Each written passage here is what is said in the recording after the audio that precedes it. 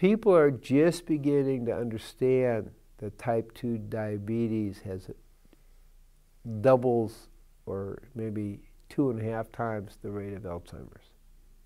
And there are particular mechanisms involved. Our muscles get insulin resistant, our liver gets insulin resistant, and then our brain also gets insulin resistant. Now that's a problem because we need sugar to make our brain work. It's the main fuel. Actually, the fact is that fatty acids work better, but that's not the point. The point is the brain, when it becomes insulin resistant, starts to block glucose getting into the brain and therefore fueling brain function. Now, this particularly affects certain parts of the brain that are associated with memory. Okay, so it's more affected that way. So what we see with the Alzheimer's is those parts of the brain that are affected by not having sugar deteriorate more quickly. So there's a real direct correlation.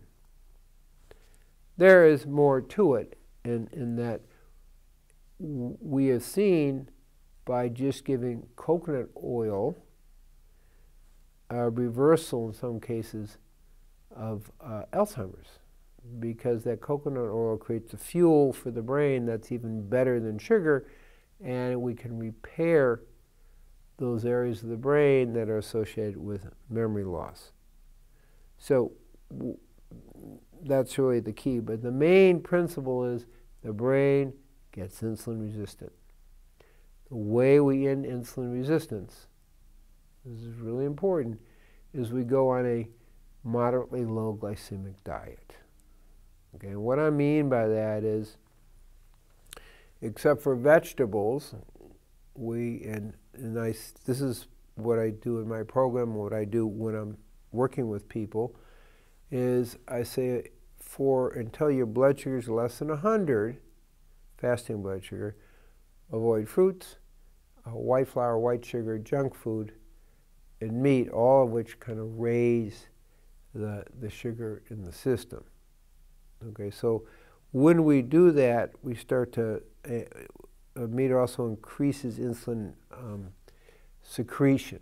So when we decrease the insulin secretion by doing all this, and just add your vegetables, sea vegetables, nuts, and seeds, we get a much lower glucose, insulin-stimulating diet. And therefore, the insulin, as it lowers, and they stay lower long enough, then we move out of insulin resistance in the brain. Now, in my work with diabetics, it is a major problem, is cognitive decline.